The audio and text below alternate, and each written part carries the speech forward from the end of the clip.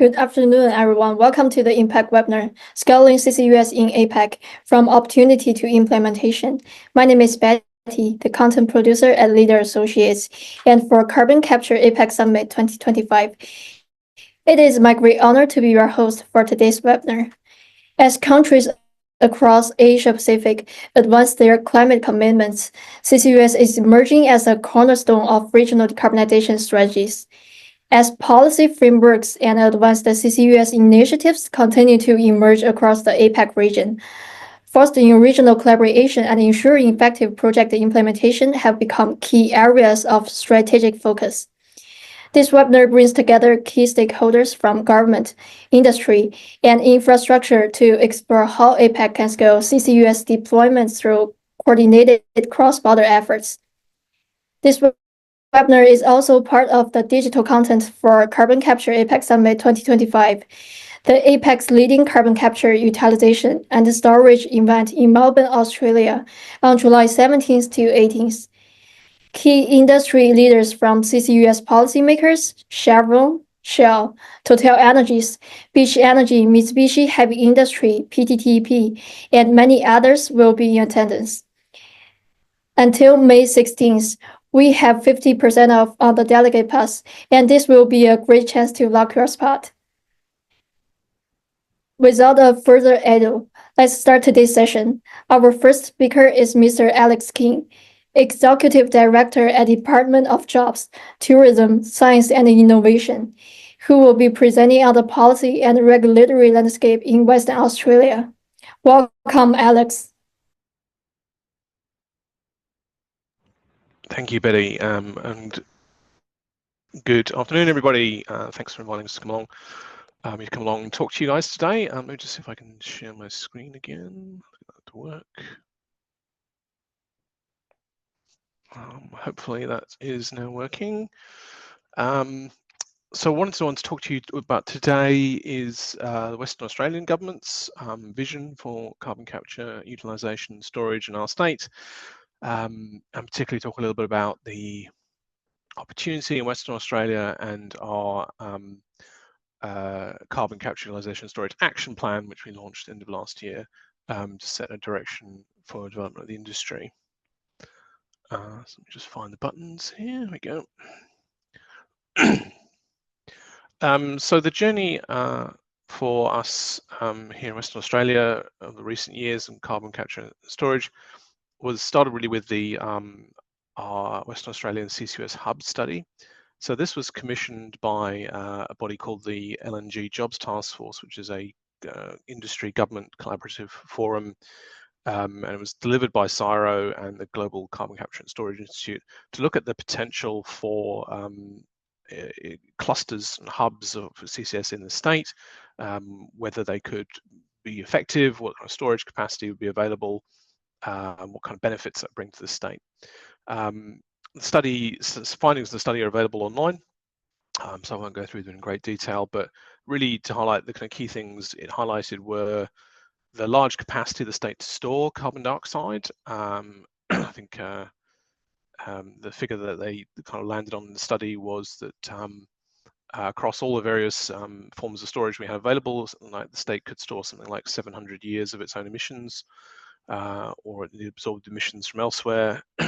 So very large storage capacity, obviously having a large geographical area, stable geology, and lots of depleted petroleum fields to use from that. Also that there was significant industrial potential for hubs to form, relying on or leveraging off our existing infrastructure and workforce to support those hubs, that they would have significant economic benefits, which you can included something like 37,000 jobs in construction, 500 ongoing jobs, depending on exactly where the hubs are located, and also that there was a lot of potential around the sort of overseas partnership models, which I'll talk a little bit more about. So really, I guess the point of the study was that it highlighted the large potential in the state and opportunity for us. Just want to mention a little bit about we have both onshore and offshore storage potential. Just to illustrate that a little bit more, here's some of the offshore potential in the state. much of that is in the northern Carnarvon, Browse and Bonaparte basins, and we have both offshore and onshore storage in the Perth Basin. A lot of oil and gas fields that are usually mature, or in some cases declining or depleted, that could be repurposed. And it's also worth highlighting from my perspective that a lot of Australia's potential is particularly in our state in Western Australia. So of the 15 permits that have now been awarded around Australia for greenhouse gas assessment offshore, 9 of those have gone to locations around Western Australia. So it just gives you a sense of how much the state is playing a key role here. In terms of our kind of current pipeline of projects, there's a lot of on the books at various stages of development. Obviously, we do have one of the 2 commercially operating CCS facilities, and one of the largest facilities in the world, the Gorgon LNG project, which to date has stored over 10 million tons of carbon dioxide, and is projected to store over 100 million tons across its life cycle, which is no small amount. If just the projects we had kind of on the books today were actually developed through to operation, that would give Western Australia the capacity to store over 20 million tons of carbon dioxide a year, which is about a quarter of our direct emissions. But of course, as I said, the geological potential is much faster than that as well.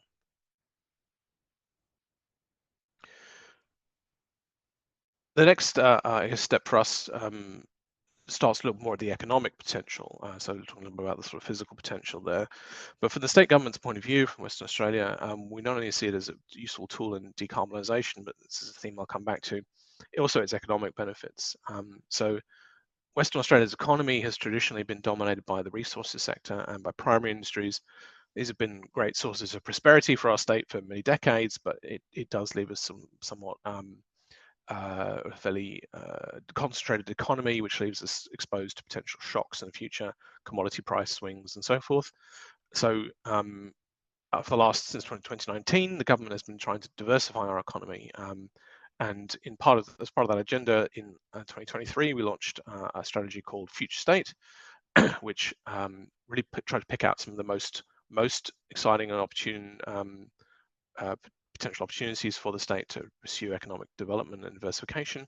So it picked the sort of top 9 for us, and CCS technology was one of those that would support the economic development of the state by becoming a world leader in the CCS industry.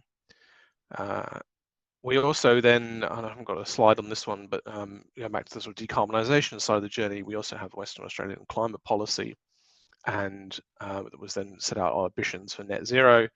And then that was followed by something called the Sectoral Emissions Reduction Strategy, which went out in late 23, which was also highlighted the decarbonisation potential for CCS in the state, and committed to developing an action plan.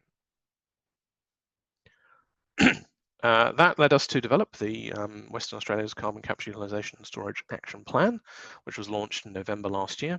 I believe we're the first Australian jurisdiction to have such a clear strategy for the sector, with our vision being to establish a world-leading CCUS industry in Western Australia that both supports our transition to a low-carbon future, but also our economic development and diversification. In terms of what that means, there's really 2 key parts to that, and this kind of plays out through the action plan. We have sort of twin roles in mind for CCUS. One is that it helps us decarbonize our existing industries, and the other is about supporting development of new kind of low carbon and carbon dioxide removal industries. I'll just go to those a little bit more detail. So firstly, in terms of that role around decarbonizing our existing industries, Western Australia a lot of heavy industry and primary industries, as I mentioned. Our decarbonisation journey will be somewhat different to states that don't have similar reliance on heavy industry.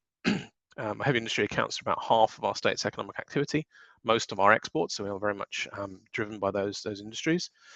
They also are our main emissions, so our heavy industry emitted 47 million tonnes of carbon dioxide in 21-22. That's over half of Western Australia's total emissions and 11% of Australia's emissions. So we are a heavy industry dominated state with a lot of also emissions intensive as a result. but those industries play a really important role in our economy, so they're something we want to kind of ensure we continue. Now, as the world transitions towards net zero, that means those industries will need to decarbonize. There'll be rising demand for kind of low carbon products and for low carbon production. So for those industries to be able to continue to generating prosperity and supplying our partners, we need to find ways to decarbonize them. Now, first off the rank will be LNG. I think there's a lot of potential around gas for using CCS to decarbonize their operations, but we also see really important roles for things like mineral processing, fertilizers, chemicals, cement.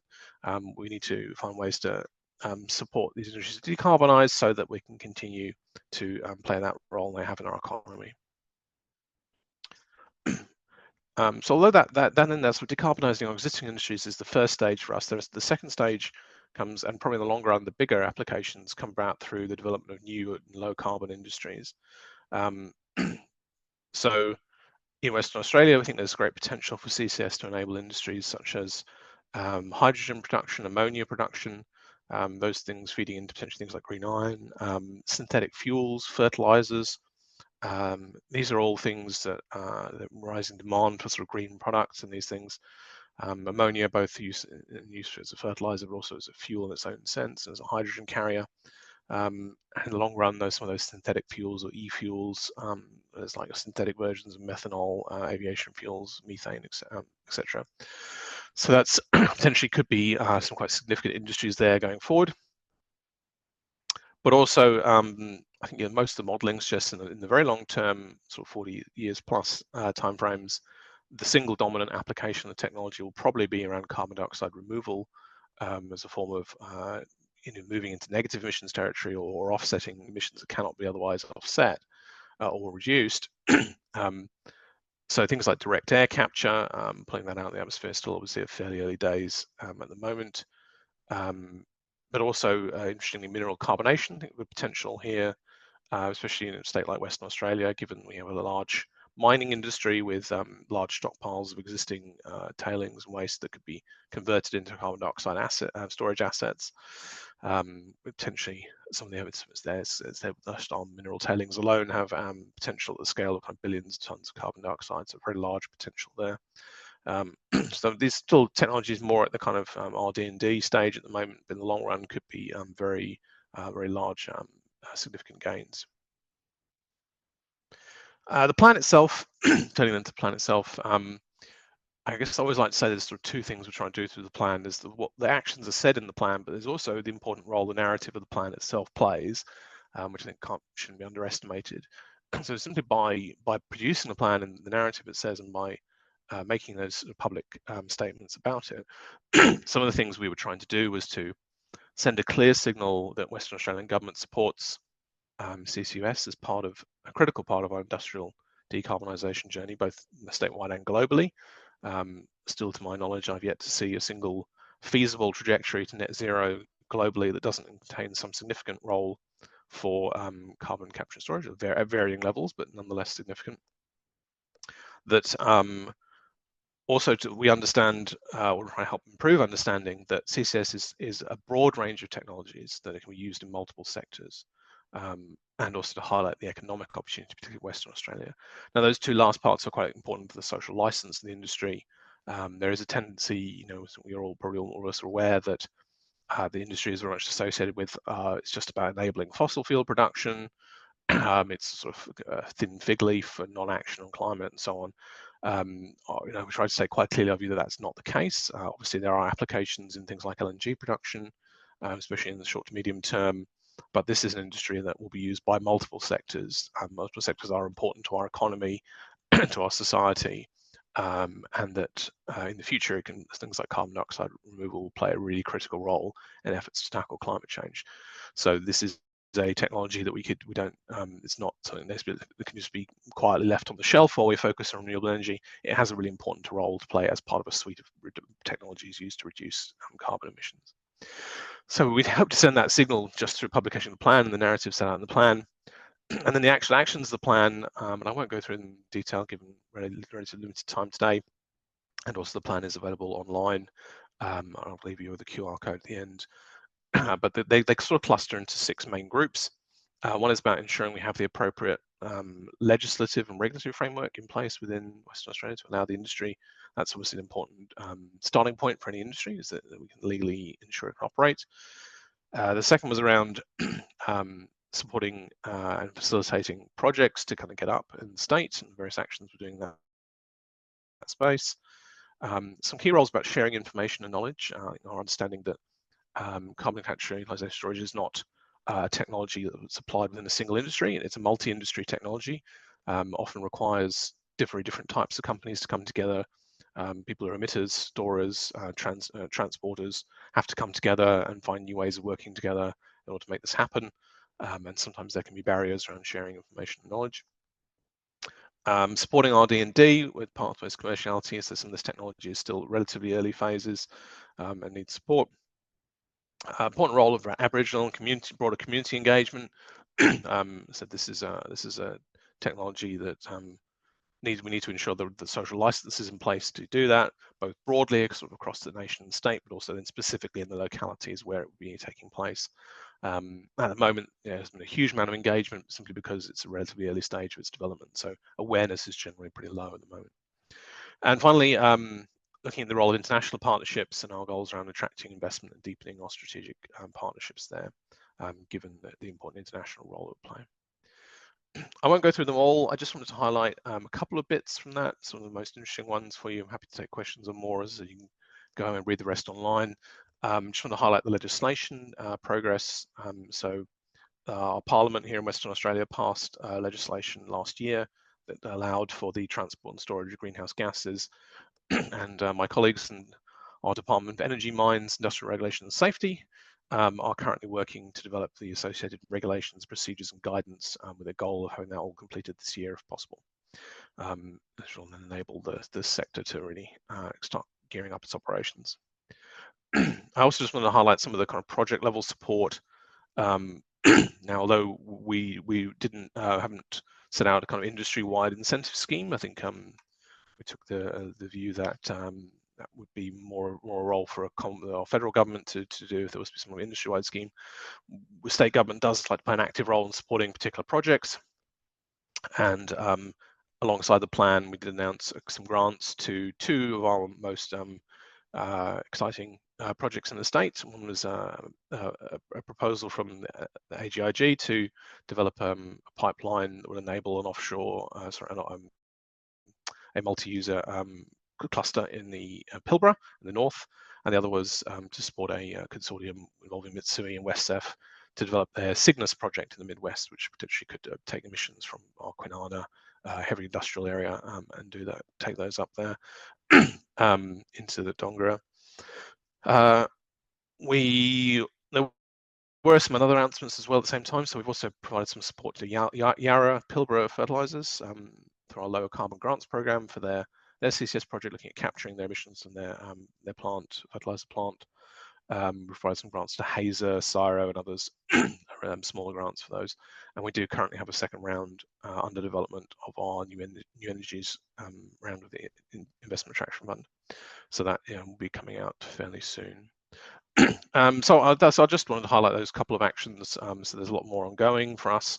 Some of the next things we're looking at include diving deeper into the issue of hubs and how we would set up and enable hubs, social license, data sharing. These are all things we've been working on, and I'm happy to take questions on any of those. But I want to leave you with a message of our government's clear support for the importance of this industry and developing it in the state.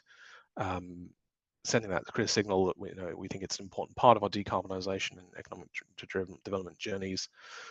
It's a broad suite of technologies, and I think it's a great opportunity for Western Australia. I will stop there. Happy to take any questions.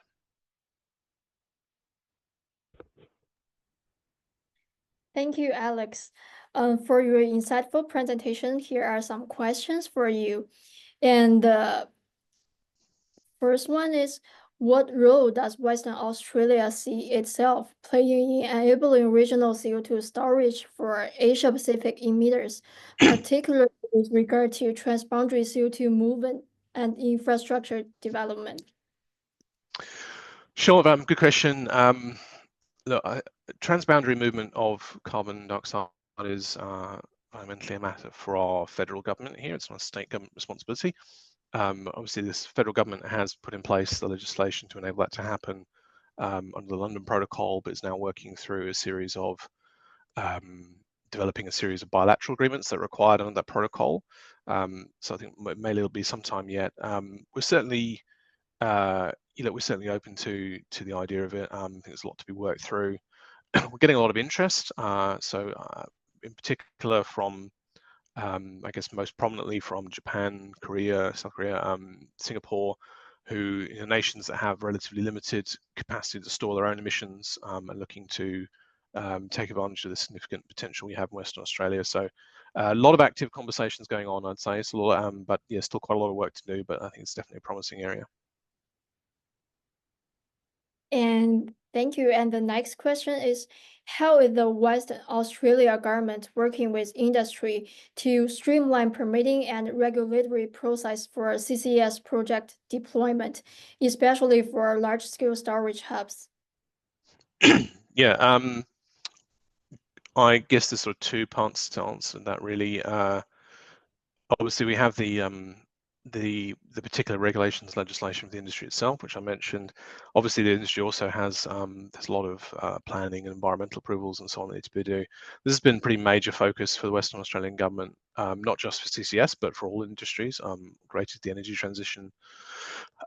So there was a series of commitments made under something called the Vogel-McFerrin Review, which happened at the end of 23, I think it was. Which included a range of changes to how we process approvals relating to, particularly into environmental approvals relating to some major energy transition projects. I think we're about, from memory, about 3/4 of the way through implementing those at the moment. So a number of things have already been done, still some more to go.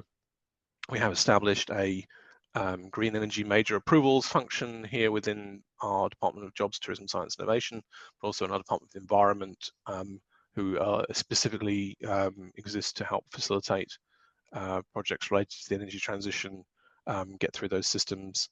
So yeah, a lot of work underway around streamlining and improving approvals in Western Australia, which would benefit the industry. And thanks. And we have some questions in the Q&A box. The one of them is, can you comment on the performance of the Gorgon CCS plant, and especially how challenges related to storage performance are expected to be overcome? And what programs or projects are there in the pipeline that could demonstrate this in practice? Well, I suspect that would fundamentally be better addressed to Chevron than to me, but I'll take a stab at it. Look, I mean, obviously, Chevron, the Gorgon project, one of the sort of earlier large-scale projects that happened in Australia and really worldwide. So they made some projections about expected performance, and they have been falling a bit short of that, and still some way to go. But I think what's really important in Gorgon, there is a slight sense of, I talked earlier about the social license industry, one of the kind of common criticisms, oh, well, but Gorgon failed, so the industry is a failure. Firstly, I think Gorgon, is a long way from being a failure. In fact, it's stored 10 million tons of carbon dioxide is not a trivial amount, and still on track to score potentially up into the 100 million plus. That's a big gain for otherwise carbon dioxide that would have gone into the atmosphere. Now they've encountered some particular problems. They've learned an awful lot about doing it, and they had some of those problems are unique to the kind of geology and circumstances of that project. Some of them were more valuable sort of industry-wide learnings, I think. So I think there is, and also I would say, even if you did agree that it failed, which I don't, it would be a bit bizarre to sort of write off an industry on the fact that one project has not achieved its desired outcomes, at least only got part way, more accurately said. So I think that's part of the social license piece, is to say that just because something like Gorgon hasn't always achieved what they hoped it would achieve at the beginning, that there's no way means that this is not a technology that has huge potential. In terms of what they're specifically doing, I can't really comment on the plans that are in place for what they're doing at Gorgon, but obviously they're trying to do everything they can to kind of up the gains there. But I still think, overall, a huge net gain for the decarbonisation journey, in my view. Thanks for answering. And thank you very much for joining us today. And we still have some You're welcome. questions in the Q&A box. You are welcome to stay and tap the answer in the box. Thanks, buddy. Thanks, Alex. I'm pleased to introduce our next speaker, Dr. Sanjay C. Kutan, Chief Strategy Officer at Global Center for Maritime Decarbonization. Dr. Kutan will present developing a maritime CO2 value chain, infrastructure, standards, and regional cooperation in APAC. Dr. Kutan, now the stage is yours. Thanks, Betty, and just thank you for giving GCMD an opportunity to present the work that we've done recently on the topic. For all those attending, the report that the presentation has been extracted from is available for download for free from our website. So please, if you think this is of interest to you, please feel free to download it. Next page, please. So essentially, just a very quick snapshot on who GCMD is. We are a nonprofit set up by benevolent donors who sit on our board to really help international shipping decarbonize and meet the IMO targets. And we try to do this in a number of ways. We try to use projects to help shape standards. We're not a standards organization, but the team does sit in the Singapore standards bodies. Because we are funded by our donors, we co-fund these projects, and we try to address problem statements by deploying solutions, system-level solutions or technology itself. And we try to do this across a value chain approach, so we get collaboration in a way. If the project is successful, that we hope that the participants of the project can go ahead and carry on without us. So that's a win for us. Next slide, please. Next slide, please. Thank you. So on the top half of this page is all our corporate partners. As you see, the founding strategic partners are listed there, and they sit on the board, and they had provided significant financial resources. And our impact partners both provide in-kind and finance resources to support our mission. And we also have a group of coalition partners, which tends to be associations that we deal with.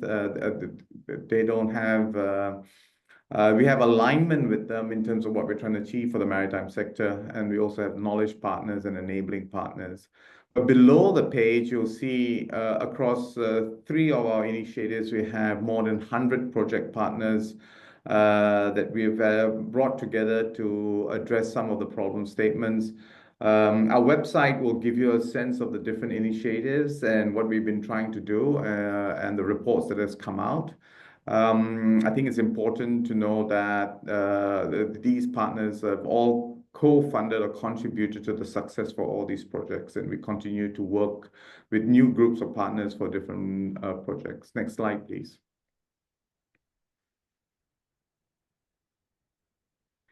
Yeah, so when we look at the carbon value chain, we took a step back and asked ourselves, what are all the different parts and stakeholders and ecosystem that needs to come together to make this happen? And you'll see that it goes beyond maritime. And this is a very important aspect to remember, that whilst we looked at onboard carbon capture specifically from a maritime lens, the entire value chain needs to come together. So we've completed 4 projects or studies. Project Remarkable, that really looked at the engineering. In fact, it went down to FEED for onboard carbon capture systems. And then we also realized that there were no guidelines around how would you actually offload the CO2. So we developed a concept study to look at the different concepts of safe offloading of the captured CO2 at ports. And then we also looked at the role of shipping to enable CCUS further downstream once the CO2 is captured. We just released the report on Project Colossus last week, which is a life cycle assessment on the GHG emissions from OCCS systems. And it gives you also a sense of the various net abatement potential if it goes to sequestration or underground storage, or utilization pathways like making methanol or cement. So that report is also now available online for free. We are continuing to look at how to demonstrate the various handshakes across the whole ecosystem with a pilot project, and we're speaking to a number of operators and ports around the world to actually make this happen. Next slide, please.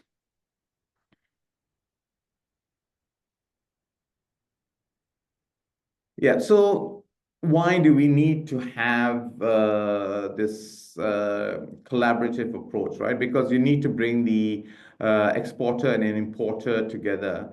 And what are the motivations for the exporter? Really, a lot of them lack domestic sequestration sites. So in the report, we would have identified Singapore, Japan, Korea as primary emitters in the APAC region that really don't have domestic sequestration sites. So they are really looking for sites, and and Australia obviously is one of those targets, other than the other APAC available fields in the South China Sea and in Indonesia. Now, for the importer side, I think, like Alex had mentioned, there's a lot of sequestration capacity. There's domestic CCUS capabilities that are being developed. And of course, there's an ambition to become a CO2 sequestration hub. So these are the motivations for the importer to actually be part of this whole value chain. Next slide, please. Now, when we look at globally, you'll see how shipping is really important for the Asia-Pacific region because of the body of water that there is compared to the US and Europe, where shipping is also important, but not as prominent as you would imagine in the APAC ecosystem, where the distances between emitters and sinks can range from 1,000 to 11,000 kilometers, right? And you will see basically from the share, APAC's share on CO2 potential is significant. So there's a lot of opportunities in APAC to build economic pillars for these countries and also help them meet their NDCs and commitment to CO2 or GHG reduction. Next slide, please. So we try to look, the report kind of brings together the commercial, technical, and governmental enablers to enable the entire cross-border CCUS through shipping. And I'll quickly walk through these pillars, but the report would give you far more details than you need. Next slide, please.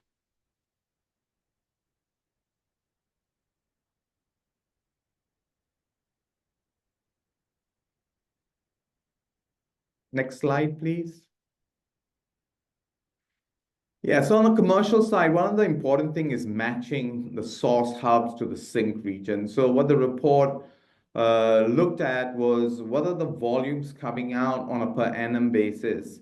And then this is important because for shipping to really become economically effective, you're really looking a minimum of 1 million tons per annum and distances beyond 1,000 kilometers. So when we started matching the source hubs, as you can see there, Korea on top, and then you have Japan, and you have Singapore at the bottom, we then start looking at the sink countries, and Australia, Malaysia, and Indonesia are potential candidates.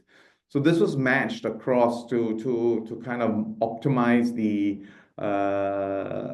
economics and the route, but the work that this was done by BCG.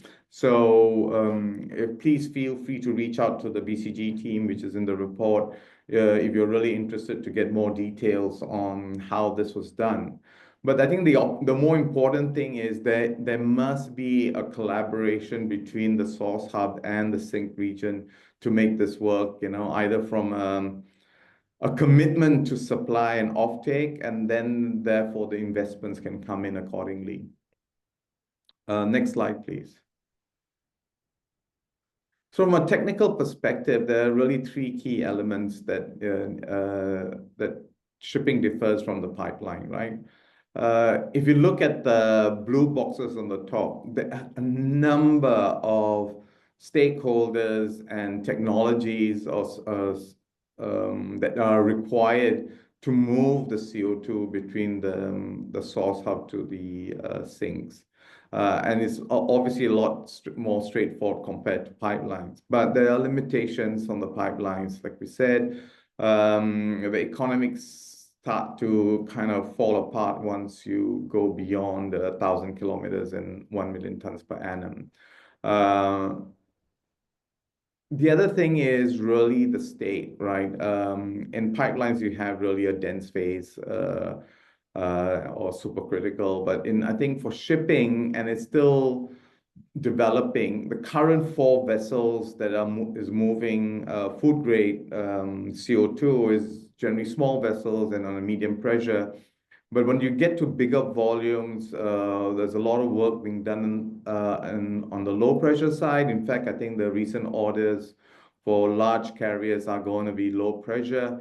And there's new development around elevated pressure that is also quite interesting to see how they can move as far away from the triple point of CO2, which can be problematic. On the third side, on the purity, and this is not just the purity of CO2, but the presence of impurities is going to be very critical for the operating pressures, pressure and temperatures. And there's still a lot of knowledge to be developed, to be understood in terms of the impact of these purities. And of course, the purification process, which is an important step to meet these standards for different applications, is going to be also critical. So there's quite a number of key differences between pipelines and shipping that needs to be we need to be cognizant about from asset reliability and also for the final disposition requirements on the purity side. Next slide, please. Now, in terms of liability, and this, I think Alex kind of intimated to the London Protocol and the bilateral decisions. And this is where I think the bilateral discussions would really be centered around, well, who holds the liability and and when does it transfer over, the accounting. All these things need to be worked through very carefully so that there's in the event of an incident or from an accounting perspective, how the benefits captured accurately. So there's a lot of work still to be done in this area. I think the Center of International Law in Singapore has been looking at it considerably, as most governments now are, especially on Singapore's announcement to really kind of look for G2G partners with Malaysia, Indonesia, and Australia to look at opportunities to move the CO2 from Jurong Island. There was a recent announcement between Japan and Malaysia as well, and I'm sure hopefully their journey will kind of give people ideas on how to address the liabilities between the two countries, and also for the assets that are moving, the ships that are moving the CO2, where their liabilities end in terms of the transport and during an incident. Next slide, please. Sorry. So these are the areas around commercial liability, right? You have like I mentioned, environmental health, loss emission reductions. And this basically covers compensation on the financial compensation, right, for the affected entities. On the potential environmental damage, I think we may have very little understanding of what happens to a hull breach or tank leak into the sea of liquid CO2. So that needs to be understood as well. And obviously, the financial compensation for other impacts around the supply chain. Next slide, please. No, I think this is almost coming to the last slide now. The ecosystem, there's not one party can actually execute this, right? There's really a need for multi-stakeholder engagement, right, between the shipping companies, the port and the terminals, the emitters. These need to come together to really kind of align on standards, align on policies, and even crew training and landside training. So a lot of things need to come together, and I think it's important that the government of the day provides that kind of guidance and a certainty that, because these are significant investments, that, I think for example, what Alex shared, what Western Australia is doing, it at least provides a sense of direction and certainty that there is commitment to push this ecosystem forward and to make the value chain work. I think the rest is how you actually bring the various stakeholders together and orchestrate the solution space. It's beyond, I think the oil and gas companies, especially, examples that was shown in Australia, have a lot of experience in managing sinks and in managing these kind of highly complex operations.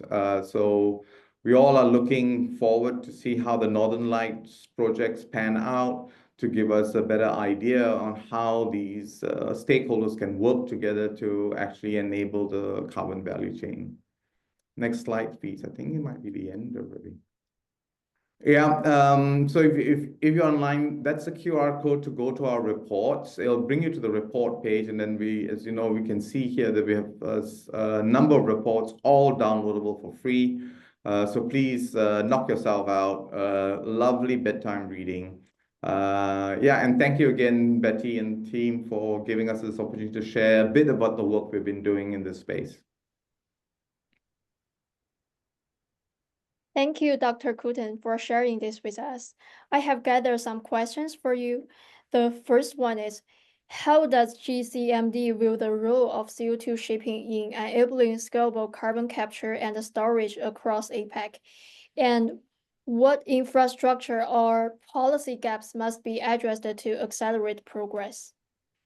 Yeah, thanks for that. I guess, like I mentioned, shipping is going to be very critical, right? It is the most energy efficient way of transporting bulk commodities that we know. So I think that's going to be important, and especially for CO2, like I mentioned, once you go beyond 1 million tons per annum and more than 1,000 kilometers, and in the map shows you the body of water that separates the sinks from the emitters, shipping is going to play a very critical role.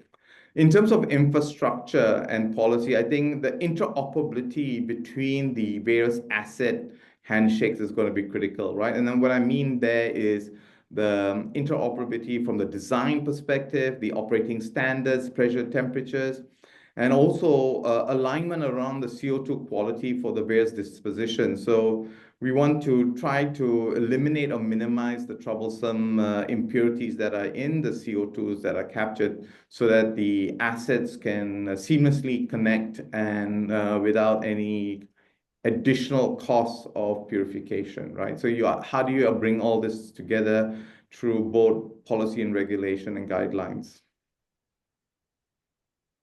Thank you. And the second question is, what are the key challenges in establishing international standards and regulatory frameworks for maritime CO2 transport? And how is GCMD working with regional and global stakeholders to address them? Yeah, like I mentioned, I mean, today, as CO2 in liquid form is being transported around the world, not in big quantities, especially for the food industry. The vessels are small carriers in around 2,000, I think all below 2,000 cubics. I think the 4 vessels, I think the Northern Lights one gets to 7,500. So they're becoming bigger. But when you really start thinking of moving at scale between Japan, Korea, and all the way down to Australia, these CO2 carriers are going to be much larger, right? They're going to be like 40 to 50 times what we see in the current landscape. And you're going to have a more diverse utilization pathway. and different storage conditions. So this opportunity for different operating conditions in the storage space, like I mentioned, low pressure and elevated pressure becomes critical from a cost perspective, cost management perspective, and also from a reliability perspective, right? The other thing to think about is when we look at the operating conditions and the quality limits of the impurities, these things need to also be aligned between the emitters and the sinks. And I think one of the positions we kind of mentioned in the report was if there is a single commitment, like, you have sufficient volumes from one or two plants which are of similar quality going into the sinks, then you can actually kind of optimize the cost of purification to make sure that they can constantly supply that. It's unlike the one in Europe in Northern Lights. They do a milk run, right? So they pick up CO2, and so that's why they limited the quality of the CO2 to make sure that the ship operation was not affected. So the strategy around quality is going to be critical, and it's going to be a function of whether that vessel can carry a single volume batch for the next 10, 15 years, right? And this really lends to reliability of assets, safety of personnel, the eventual CAPEX or OPEX of the value chain, and the efficacy of the decarbonization solution, right? And that's why international standards and regulatory frameworks really need to come together so that they can help the industry do this most cost efficiently. With regard to stakeholders, the way we have been working on since the report, in developing the report, we actually had a number of workshops with stakeholders across the value chain, including those from Australia as well. And we continue to engage various ports to see how ready they are and what needs to be done to help them get comfortable, especially those who have ambitions to become hubs. Thank you. And the last question is, how can collaboration between port authorities, shipbuilders, and emitters accelerate the development of CO2 shipping infrastructure in Asia Pacific? Yeah, so I have around a few points around that. It's collaboration is gonna will contribute to the alignment of objectives, right? There's alignment of purpose, and that's key, that everyone's is doing it for the same reason. It allows also for coherency of policy, and regulatory frameworks that needs to be set up, and this is also going to be important. It's also clarity on liabilities and benefits so that all parties around the table are aware of them. It'll bring a lot of integrity to operations, asset reliability and safety training for personnel, and it'll also bring cost efficiencies and CAPEX across the supply chain. So these are going to be very important parts that collaboration solving this problem collaboratively is going to be key. Thank you so much for answering them. We are happy to have you here today, and we still have some questions in the Q&A box, so you are welcome to stay and tap the answer in the box. Thank Sure. you, Thank Dr. you. Putin. Thank you. Now, it's a pleasure to welcome our last speaker, Ms. Katarina Vanderha, Carbon Capture Transport Storage Engagement Lead at Wood. She will share the insights on risk, readiness, and regional collaboration in APAC. Welcome, Katarina. Thank you very much, Betty. Thank you, everybody, for being here today. I will share my screen. Yes, please. And you should be able to see that now. Please let me know if you don't. Yes, we can see the screen. Thank you. Scalable and bankable CCS projects, risk and readiness, and where are we in the regional collaboration in the Asia Pacific? At Wood, we deal with the entire CCS value chain around the world in various levels of development. In the UK and in Europe, we are supporting Net Zero Teesside and Northern Lights. We are supporting in the Middle East the largest CCS project in the world, which is CCUS for Saudi Aramco. And we are supporting many projects in the Asia Pacific, and in particular in Australia, we are supporting Inpex, Woodside, Santos, and Gorgon, and everybody else in between. Now, look, we deal with the entire value chain, and today I focus on shipping, and that's because shipping will be the key enabler for Australia and for the Asia Pacific region. We have seen the emergence of cross-border CO2 networks, as we see on the left, firstly in Europe, and we also see the emergence of a similar concept in the Asia Pacific.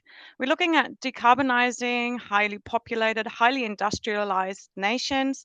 This is one of the estimates of how many million tons need to be sequestered by 2050. And if we look at some of these scales that we need to deal with, so we look at the scale of infrastructure that we need. This is another forecast. We have many forecasts. They all indicate the level of scale that we need.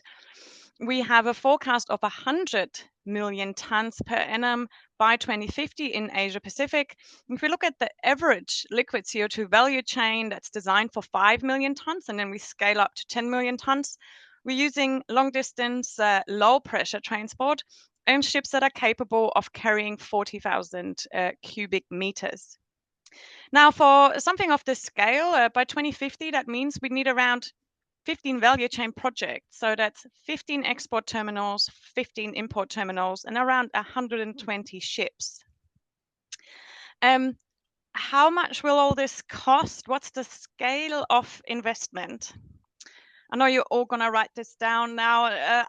The scale of investment that we're looking at is around $42 billion in CapEx by 2050. This is one indicative estimate, same like every indicative estimate. It is underlying with various high-level assumptions. However, we used our in-house CC expert benchmarking tool, and that is the latest industry benchmarking data. Where does Australia sit in all this? Well, yeah, Australia is in a race. We really are in competition. Our Asia Pacific neighbors are committed to decarbonizing, and they need a home for their CO2. We see a lot of tenders coming our way from the entire region. And we see that we need to have a sense of urgency here in Australia, because we will lose out on those customers to Malaysia and Indonesia. A few numbers here: 4 out of 9 projects that Japan has selected consider the export of CO2, including to Malaysia and Indonesia. There are 24 memorandums of understanding between Malaysia and other countries. And a little bit more specific, BP and Chubu Electric have a collaboration on Tango CCS, and that is not in Australia, that's in Indonesia. And if we look at the image here, these countries, the Asia Pacific countries, also have very nice storage capacity. So where are we in terms of the entire industry, in terms of risk and readiness with our CO2 cross-border chains? So here are a few challenges. Look, we're an engineering firm. We talk about challenges and their solutions, and we love it. This is a brief overview. We are actually targeting existing ports with existing loading and offloading operations. So one of the challenges is to deal with shipping channels and port congestion, and that needs very refined schedule management. Another challenge is that we're going to be dealing with commingled CO2 flows. So the stream of liquid CO2, of import CO2 from the ships, will just be one stream. And that requires fluid specification management, and with this also metering and fluid analysis management. Another challenge, a little bit more technical, is boil-off gas management. When we ship CO2, especially around the equator, which we will do in Asia Pacific, we will have some of the CO2 will boil off. That's because it wants to get warmer and it will vaporize, and that needs pressure management. So the other part of the story is that when we are loading the CO2 on the loading facility, we need to have an equilibrium of pressure. So we need to pressure up. So what we can do is use the vapor that's already there of the onshore storage, and put that on the ship and pressure that up. But that means that's the vapor from the previous shipment, and if we have interoperable infrastructure, so we need ships that are common to several projects, then we're gonna have CO2 specification issues unless we have CO2 specifications that are valid for all ports. Of course, another consideration is that we're gonna have large volumes of CO2 stored onshore, and we need to take our stakeholder concerns seriously. And last but not least, we're all aware of this, we are storing and we're shipping very cold CO2. So the materials required is a challenge we need to deal with. However, we do have enablers that we think will keep the costs down. And here are some enablers for the Asia Pacific. So we heard this before, the interoperable infrastructure. At Wood, we do a lot of things. We do not build ships, though. And if we did build ships, we would build them in a way such that you can service multiple projects. That's an enabler that we certainly see. Also, we heard about larger ships. We're looking at 80,000 cubic meters. That is AIP, which is approval in principle, versus the already in development 40,000 cubic meter ships. We heard about elevated pressure. There's investigation. Well, there's considerations about that. It means higher tolerance for impurities and therefore less processing and therefore lower cost. Another thing we have to consider, and which is an enabler, is to think, do we really need all the items that we want to put in our value chain? So one enabler could be direct offshore injection. So instead of coming to shore with your ship, offloading, and then sending a pipeline offshore, you can actually skip the entire import terminal. You skip the pipeline that goes back offshore, and you also skip your regulatory approval that comes with coming onshore. And you just have direct injection directly into the well from the ship. Look, there are many technical risks to be worked, and they're being worked on right now. There's a lot of pressure management considerations, but the CapEx price saving is considerable. Now, the other enablers we see are things that will make all this, or will allow us to do our work quicker. We need to be able to do our work quicker. At Wood, we have a CC expert tool that allows us to do value chain option costing very quickly, and it will show us class 5 estimates, costing estimates, and also the CO2 footprint. Another thing we need is more digital solutions, and Wood has ownership and has developed Virtuoso, which is a digital tool that allows us to model, simulate, and monitor real-time combined impure CO2 flows.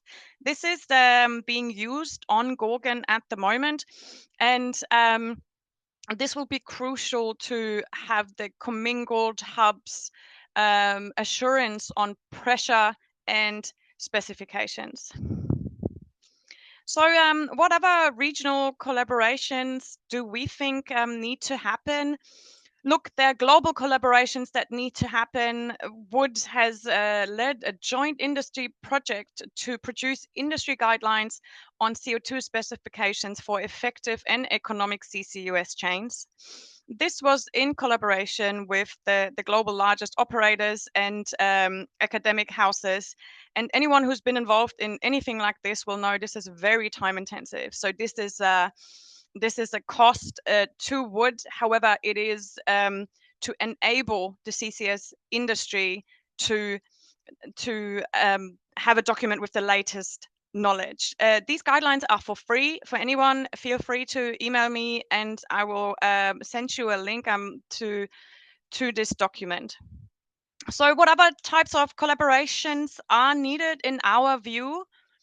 We see time and time again that offtake agreements fail to come together. They either halt or they fail altogether. These these offtake agreements need to have agreement on CO2 specifications that work for both the emitter and the injection infrastructure owners. Also, there needs to be simplification and standardization of the CO2 industry altogether. We heard this before. We need to have collaboration with our stakeholders, everybody else but us, sort of thing. Any industry report that we issue, in any lessons learned document we issue to our client, mentions that public acceptance is one of the top risks. What other collaboration do we need? Look, we need government to government enablement and agreements that has been mentioned before. And this is in terms of the London Protocol. There needs to be export and import customs agreement. And we heard it as well, agreements around nationally defined contributions. And internally, Australian government, we need government incentives and certainty. We need fast approval processes and clearly defined approval requirements. And look, a willingness to take on partial risk or a similar show of commitment.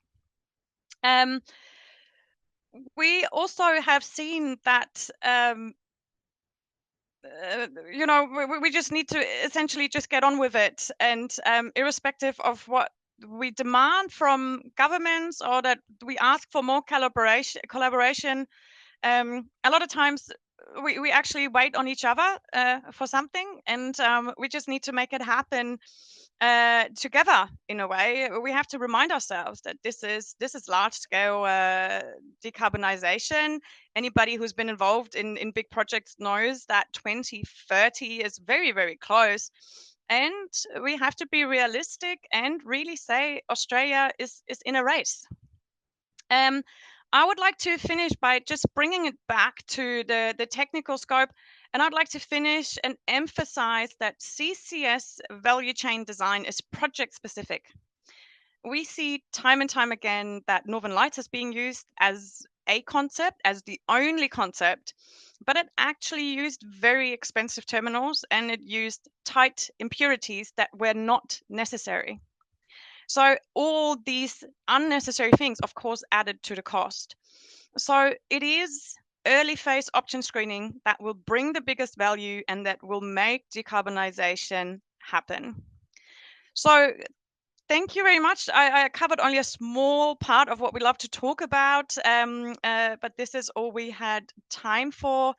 Thank you.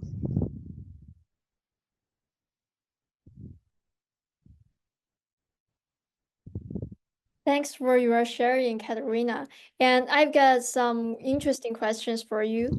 The first one is, as we know, the Labour Party just won the election in Australia. So how do you think the Australia's CCUS industry will develop?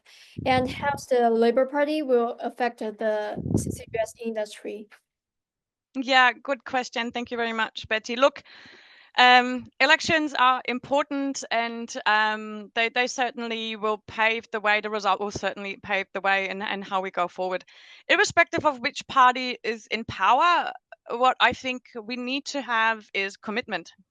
And it doesn't matter what commitment, but in what direction, but commitment altogether, and long-term vision on our energy policy, our energy security, and our role in with our neighbors, and how do we stand towards decarbonisation efforts. So that is my view, and that is our view here at Wood. We believe in what needs to happen in decarbonisation. However, we need to be very aware about the realities of the world, and the reality is that everybody keeps consuming, and that fossil fuel consumption of the entire energy consumption is still stable at around 84%. Thank you. And the second question is, from your experience integrating the full CCUS value chain, what are the biggest coordination challenges between developer, transport, and storage in APAC, and how can they be overcome? Yeah, thank you for the question. Look, biggest challenge, biggest roadblock, perceived roadblock, CO2 specifications. That is truly the number one, because this will describe how ships are operated, how storage facilities are operated, and how emitters will build their facilities. So to fast track CCS projects and to make them happen, CO2 specifications, which means impurities, need to be dealt with in an open manner and in a collaborative manner. So if the storage providers prescribe the specifications, they're very likely going to be tight and not necessarily going to help the emitters and help decarbonisation as a whole. Thank you. And the next question is, how can legacy petroleum data and infrastructure be leveraged to accelerate large-scale CO2 storage development? Yeah, very good question. There's two questions. So one of us is the legacy data of petroleum subsurface data, and there's a lot that can be done. There's a lot that is being done, and like was mentioned already, it's the oil and gas companies that have a lot of the knowledge in-house to deal with this subsurface data, and a lot can be leveraged. In saying this, CO2 needs to be injected, and it needs to be modeled, and it needs to be monitored, and we get lessons learned from that. The second part to the question is existing infrastructure. There are successful examples of repurposing. They do exist. They are in the UK, and there's some examples there's some studies from Australia. We can repurpose infrastructure, but it's a section by section assessment. And some of it, in particular, if we're considering sustainability as a whole, it certainly makes sense to consider repurposing what we already have. So yes, it will play a big role. Thank you. And the last question is, with your involvement in both technical and commercial forums, what are the key messages industry needs to hear to move from CCS studies to investable projects? Yeah, look, our key message is, and that's my key message, just you're committed or you're not. Yeah, make a decision. And I would like to see these projects to go ahead because I believe that we need to reduce our emissions, but we have to be realistic about our energy consumption. And I think that there needs to be a long-term view on this, and that collaboration is needed, and that we have to go ahead with these collaborations. We have to go ahead with the pilot projects. We don't even need pilot projects, but we need collaborations. The operators need to collaborate, the governments need to collaborate, and I gotta say, the operators, my hope is that the operators will lobby the government very, very hard and say this is what needs to happen, and the emitters also need to lobby the government very, very hard. I grew up in Germany, so I do follow what's happening in Germany, and if governments, or if the future of the country is considered to be one of a nation of manufacturers, then look over to Germany, and there's some good lessons learned. And one of them is commitment, and the other one is the reliance on a manufacturing of a highly industrialized country on cheap energy. Thank you so much, Katarina, for your participation and also the valuable insights today. And we still have some questions in the Q&A box. You are welcome to stay and tap the answer in the box. Thank you. Thank you. Thank you. As we come to the end of today's session, I'd like to extend a huge thanks to our esteemed speakers for sharing their invaluable insights, and to all of you for joining us and engaging in this important conversation. Today's recording, along with a short recap, will be posted on our official LinkedIn page and website by next Monday. For further inquiries, please do not hesitate to reach me out at betty@carboncaptureapac.com. Before we close, I'd like to remind you again that this webinar serves as a virtual warm-up event for our Carbon Capture APAC Summit 2025 in Melbourne, July 17th to 18th. And please do not miss this 15% discount on Delegate Pass. We hope to see you there and build the blueprint for the future of APAC's CCUS industry together. Thank you once again, and see you next time.